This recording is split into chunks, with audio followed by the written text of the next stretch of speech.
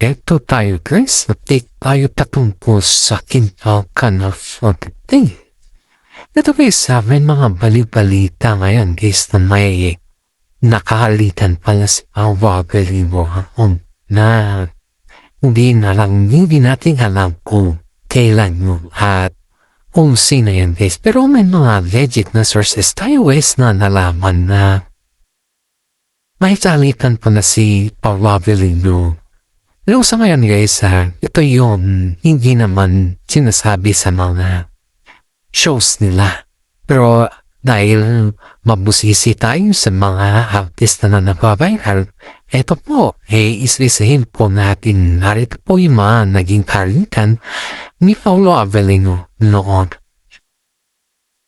Yung aksidente ba, yung particular na video ng away, pero may viral na insidente kamakailan na ito guys na posibleng maging mitya ng mga yung panog. Ito yung mga tanong sa mga netizen guys pagkamukol kung sino yung maging kaalitan ni Paolo Avellino. Ito isa-isahin po natin. Ang pagpuna sa mga stalkers, ito ay noong Pebrero lang. Ito guys, noong February lang. At nag-viral lang post ni Paolo sa ex-Twitter kung saan kinumpronta niya ang mga taong kumuha ng litrato at video sa labas mismo ng kanyang bahay.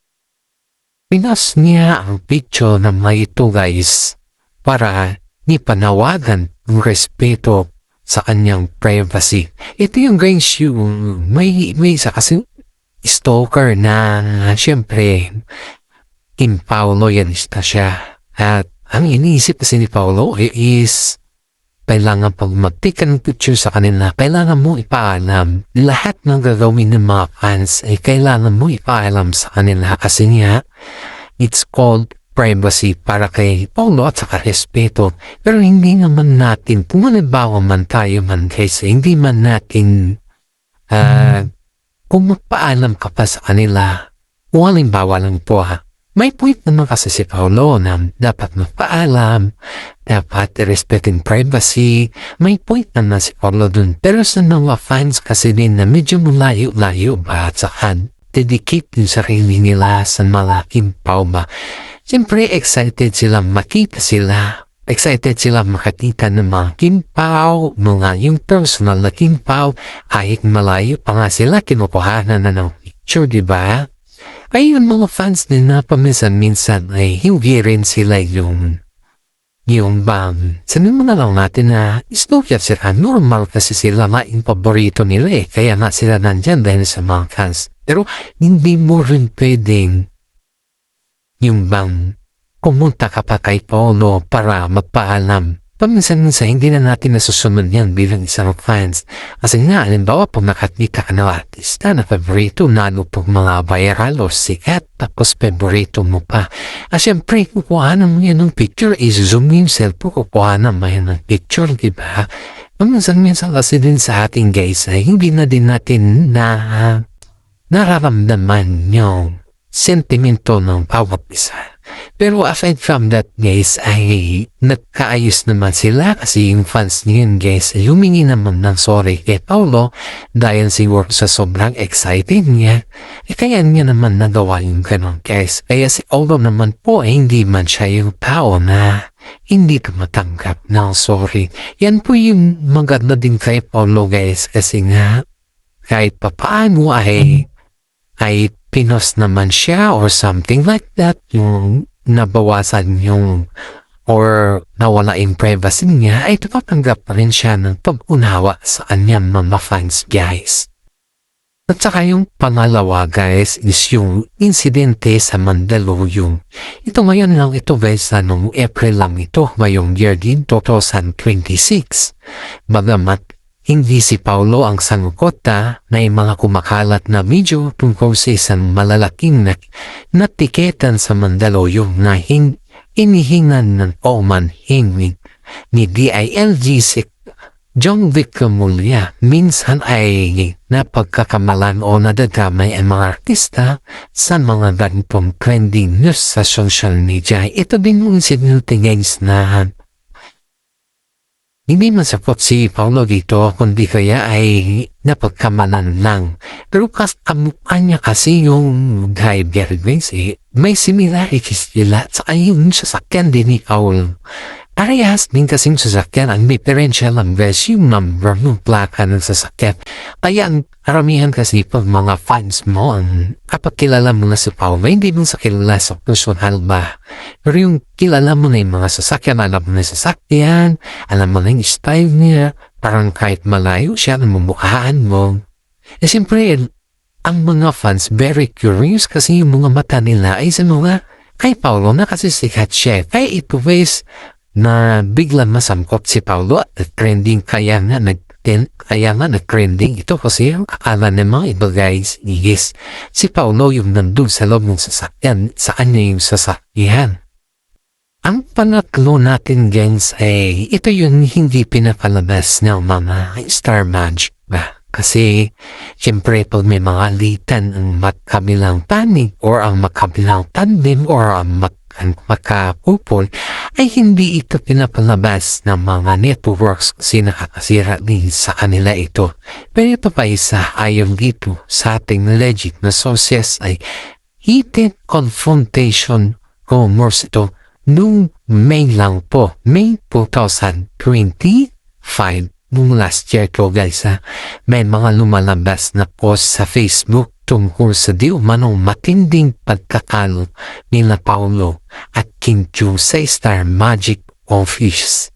Gayunpaman ay marami sa mga ito ay tinuturing na clickbait o usap-usapan lang ng mga fans, lalo na't patuloy silang gumagawa ng mga proyekto gaya ng pelikulang My Love Will Make You Disappear. That was 2025 ito guys at saka seryeng Kopiko sa 2026. In fairness dito guys, which is may mga time na ayon dito sa ating legit na sources na kaibigan nila. Kasi yung What's Wrong with My Love Will Make You Disappear guys, may mga eksena doon na hindi si Kim Chiu at saka si Paulo ay hindi parehas yung kanilang mga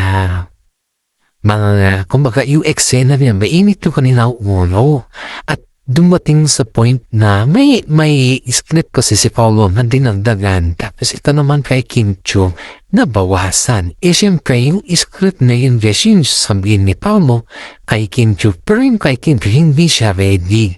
Kaya nagkaroon ng pagpapalo ang dalawa pero hindi ito sinasa publiko dahil nga kaya na nag-off cam sila off-cam sila natalo dito guys. Tapos nagkaroon din ng pressure dito sa dalawang ito kasi may alitan talaga silang dalawa sa reality life. Dumating sa point na may nagkaroon ng matinding sabutan ba sa backstage. Kasi itong si Paulo kasi guys ay hindi sinabi kay Kimi na nagkaroon ng script niya ng dantahan. Tapos ito naman si Kimi, hindi siya ready dun sa bawas script niya. Kaya ito yung director nila dito guys ay hindi, I don't think so if he is aware of, she is aware of that na may pagkatalo ang King Pao. Pero yun nga, sabi nga ng karamihan na hindi maiiwasan kahit perfect compromise yan or something yung maganda man sa mata ng mga publiko ay may pagtatalo pa rin guys. Pero in fairness naman dito kay Paulo guys, naramdaman niya na medyo awkward na yung kanilang eksena ba yung rehearsals ba yung trailer ba yung nasa set na sila, medyo awkward na sila ni Kim Chiu sa isa't isa kasi naramdaman niya guys na may galit na sila sa isa't isa, may tampo na. Kaya ang ginawa ni Paulo guys ay umadjust na lang siya at nakipag-usap kay Kim Chiu ng masinsinan para hindi humaba yung kanilang pagkatalo sa likod ng set. Kasi nga as in guys, bawal pa siya yung camera pag nakikita mo yung mga couple na nagpapalo ba. Pero ang dami rin nakakarinig. Simple lang yung kanilang pagtatalo pero ang dami nakakarinig sa kanilang pagtatalo dito guys. Pero yun nga ang sabi na ng isang kaibigan natin dahil sa loob ng showbiz na PA nila ay naayos din ng mga 10 minutes guys kasi kinausap sila habang nagka-taping sila sa Mila Will Make You Disappear guys. Hindi sila nakafocus dahil nga dun sa pagtatalo nila sa backstage at nararamdaman din ng mga lahat na sa set guys makasama nila.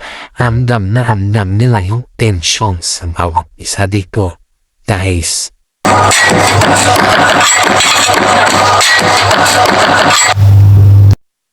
Yung pang-apat naman guys ay yung pagsita sa Creeper. Ito ay nung last year din ito guys, nung May ito naganap. May video rin kumakalat kung saan sinita ni Paula Ofelino ang isang lalaki sunod kay Kim Chiu habang sila ay nasa labas na ikinatuwa ng mga fans bilang pagiging protective niya. Ito guys, habang kasi dumadaan sila sa mall, ito yung kwento nito guys. Habang dumadaan kasi sila sa mall guys, I don't know if namimili sila or saan sila galing that time guys. Kasi sa paminsan-minsan kasi guys, pumupunta sila yan sa mall para lang mag-window shopping or something bumili or something mapaayos. Yan mon. Kasi may mga clinic din sa loob ng guys eh. Ito yung napansin kasi ni Paulo. Wala kasi silang bodyguard guys. Ang yung ward dyan naman nila is nandun sa baba. Binabantayan yung sasakyan. Samantala sila yung parang wanang ordinaryong tao lang sila naglalakad sa mall. Bigla, ito kasi si Paulo guys ay mabilis yung kanyang pakiramdam sa mga ganitong sequences pagdating sa paglumalabas sila ni Kim Chiu ba. Naramdaman mo guys na may sumusunod sa kanya na lalaki. Ayun, grabe kasi itong sila nakin na to guys na alam mo yung date pa niya yung mga nag-i-interview ba na sunod nung sunod papahapsi pa date na niya papahapsi. Di man lang niya ginanang si Kim Chiu kasi nga every time na makita niya kasi ang target talaga ni guys is yung si Kim Chiu. Ewan ko kung masyado siyang alam mo na sa mga fans kasi pag nakakita na mga artista pag ganyan is very excitement or exciting, di ba? Ramdam mo din nga kasi pati ako pag nakakita din ako ng artist na nararamdaman ko din yung pressure at sa excitement eh. Pero dito kasi guys, yung palagi niyang sinusundan kaya pakiramdam ni Paolo hindi na comfortable si Kim Chiu sa kanya. Hindi na comfortable si Kim Chiu dito sa lalaki at naramdaman niya ni Paolo guys. Kaya ang ginawa ni Paolo, minapitan niya yung guy and sinabihan niya ito na nakuha ng mga long picture opinion at sa ang ginawa ni Paolo guys para lang tumigil itong lalaki na to na grabe ang pagkabuhay Kim Chiu sa mall is tinawag niya si Kim Chiu nag-take picture silang dalawa at tapos after all nagsolo yung lalaki nagsolo din si Kim Chiu nag-take ng duet sila tapos hal na din si Paolo sa huli. Kaya naramdaman kasi ni Paolo guys ang gandol guys nung maging okay na lahat tapos bumapit niya yung mga kwadya kasi nga instead lang sana na ganon min gagawin ng lalaki na to ay biglang siyempre boom ganon kasi nasamo sila ang expect mo sa pa mas maraming tao dyan means maraming nakakakita maraming mag-video in this is for today guys at bago natin tapusin ang ating updates for today ay gusto ko lamang po magpasalamat sa mga senior citizen dyan na palaging nanonood sa ating YouTube channel. Maraming salamat po sa iyo. Shout out po sa inyo lahat ng mga nanonood sa ating YouTube channel. Maraming salamat. Always think positive at pray to the cat because ang pagiging positibo ay nakatandaan po yan sa ating parang araw-araw.